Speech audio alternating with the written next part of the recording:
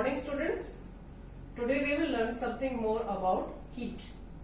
Transfer of heat we had learned earlier, and I had said that when we take out ice cubes, we keep it in our hand, that ice melts. This is because of the fact that when we take ice in our hands, the heat from our body will be transferred to the ice cubes. Here, to understand it further, we will carry out an activity 4.6. In this, we require bricks if we do not have a stand, metallic rod or strip which may be made of aluminium or iron, a candle which will be used as a body for heating, and we have got these wax. The wax, as you know, when it has heat, when it gets heat, it melts. Wax, as you know, is being used in candles. Now we place it as shown in this figure, in this setup, where the rod is going to be placed between two bricks. Wax is going to be fixed on this metallic rod, and at one end we will have the candle. Now we will light this candle, and what will happen, you will see that the wax at this end starts to melt. It falls down. Then this will fall down also. After that, this will also fall down, and then this will also fall down. What does this show? It is showing that heat is being transferred from the hot end to the cold end. This is a comparative term, hot end to a cold end. Why? Because this was closer to the candle. Now this heat is being transferred from the hot end to the cold end. This process in transfer of heat in solids is known as conduction. So heat transfer in solids will take place via conduction. There is no transfer of molecules, atoms and so on. Only there is a transfer of the heat energy. Another activity in which shows that we are going to find out certain substances can easily allow heat to pass through them, and certain substances do not allow heat to pass through them. Here we have a metallic scale, a pencil, a metallic spoon and a divider. Divider is in your geometrical box. Now what will happen? We are going to first take a beaker. This beaker will be consisting of water. This water will be heated. When it will acquire a certain temperature, you will keep it aside. Now you place these your metallic spoon, steel spoon, your divider, your pencil which is made of wood, your plastic scale. Keep it aside for a while. You will find that after some time, when you are going to take them out one by one, you will find that the metallic spoon or your steel spoon is hot. Your divider, which is metallic, is hot, whereas the pencil and the scale, which is made of plastic, will not be that hot as these. They will acquire a little bit of heat. So these substances which are going to allow heat to pass through them will be known as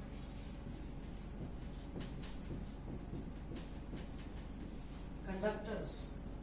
The other two, which is the plastic scale and pencil, which could not allow heat to pass through them, is known as insulators.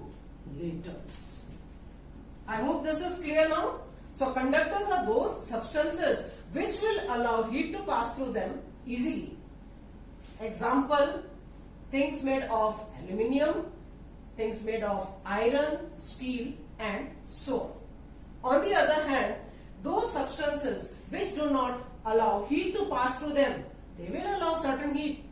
that do not allow heat to pass through them easily will be known as insulators. They are also known as poor conductors. They are conducting heat but not as well as conductors do. So this will be also a differentiation. I hope this is clear.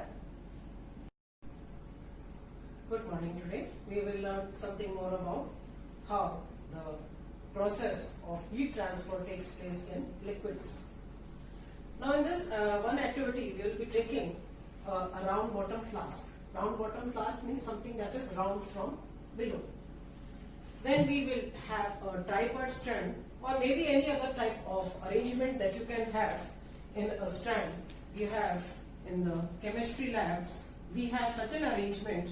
This will be a stand to hold the round bottom flask, and we will have another stand below to have the round bottom, because it is round, so that it can be fixed. Now why we will take a tripod stand is that heat can be transferred to this portion of the round bottom flask. We will light a candle, or instead of candle we can use a Bunsen burner. This is a Bunsen burner.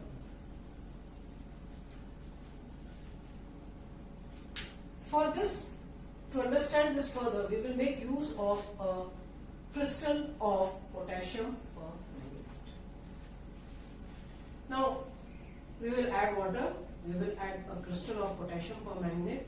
We will start to heat this. We will find that this water will start getting heated. The currents that will be formed would be, first, the heat from this Bunsen burner or candle will be transferred to the bottom part of the round bottom flask. This is heat. This water over here, this water gets heated. Now this hot water will rise up as it gains energy. It is gaining energy on being heated. It will rise up, it will come over here. Now this, at the sides, the water is cold as compared to this portion is colder. The water over here will come to take the place of this water, hot water. Now this process will continue as the heating will be continued. This process will be continued, and there is going to be a sort of current that is going to be developed. This current that will be developed will be known as convection currents. We observe this on Earth, and I will explain a little later about convection currents. So till here it should be clear. This process of heating will take place till all the water will be heated. Now there is another activity in your books which is known as a simple activity in which we will be having a candle. This is activity 4.9 in your books. In this activity, we will be having a candle. A candle is lighted. You will keep your left hand on the side of the candle, lighted candle, and your right hand at the top. After a while, you will feel the warmth in both the hands, but this hand will feel more hot as this hand compared to this hand. Reason being that when we have this lighted candle, we are placing our hand over here, the heat is going to be transferred via the air. The hot air, the air gets heated up and the hot air will arise. So hot air arises. Now the air over here is colder, it will come to take its place. So in this process here, you will find that the hot air will rise up, it will be replaced by the cold air. A similar set of convection currents will be set up here. So the hand over here will not feel that much of warm. It will feel warm, but as not as that as the hand at the top. This is the reason being hot air always rises up. a little question for you to think about is why? Why is the flame in this manner? Why it is not inverted? You think and you tell me. We had learned about how the heat transfer takes place in liquids by activity 4.9. Now we will try to understand how the sea breeze and land breeze are formed. During the day, we will find that the land gets heated up faster as compared to the water because of the closeness of molecules in land as compared to the molecules or atoms in the water. Land gets heated up, transfer of heat will take place here. The land gets heated up, the air above the land will heat up faster. Over here, the hot air will rise up, and here the air is colder since sea gets heated up slowly, the water in the sea. Now, as the hot air rises up, the cold air over the sea will be transferred in this manner.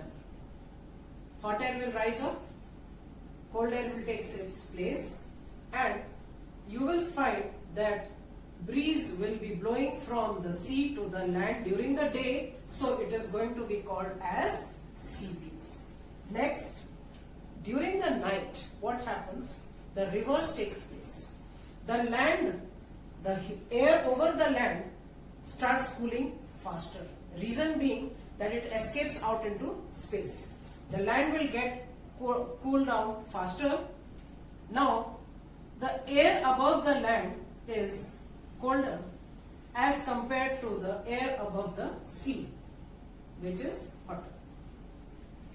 So this air over here, the hotter air will rise up and the colder air will take its place. So now the breeze will take place from the land to the sea. We will call it as land breeze. And another activity, we have to understand the effect of color. Activity 4.10. In this we require two vessels. One vessel will be painted black. The other vessel of a similar size will be painted white. Let us take black, shaded black, so that we can understand this better. Now these vessels, we are going to fill equal amount of water. Equal amount of water. We will keep this out in the sun. We will keep them for say 6 to 10 hours, maybe less. After that, we will bring in the vessels. We will take the temperature of these vessels with a laboratory thermometer. You will observe that the water in the vessel which was blackened was at a higher temperature as compared to the vessel that contained water and was having a white paint over it. Reason is black color absorbs heat, whereas white color reflects heat. This is the reason why we wear light colored clothes in summer, and in winter we wear dark colored clothes, black, dark blue. You've got your red color. These more or less absorbs greater amount of heat, and this will be worn in winters. In summers you will wear light colored clothes which are white, pink, yellow, light pink and so on, because they reflect more of heat and you feel comfortable. Now think about the clothes that we wear in summer. In summer we will wear cotton clothes because they sort of are having the right size of pores, and our sweat gets absorbed in them and it gets evaporated as well. So it causes a cooling effect. In winters we wear woolen clothes, dark colored, because the heat is trapped in woolen clothes. So in winter we wear woolen clothes. The reason being, the air gets trapped. Air is trapped in the woolen cloth. So as this air is trapped in it, it is going to get, it will not be allowed, the heat will not be allowed to transfer out into the environment. The heat will remain closer to our body, giving us warmth. Whereas in case of cotton clothes, we wear them in summer because they cause a cooling effect. Thank you, and that is all for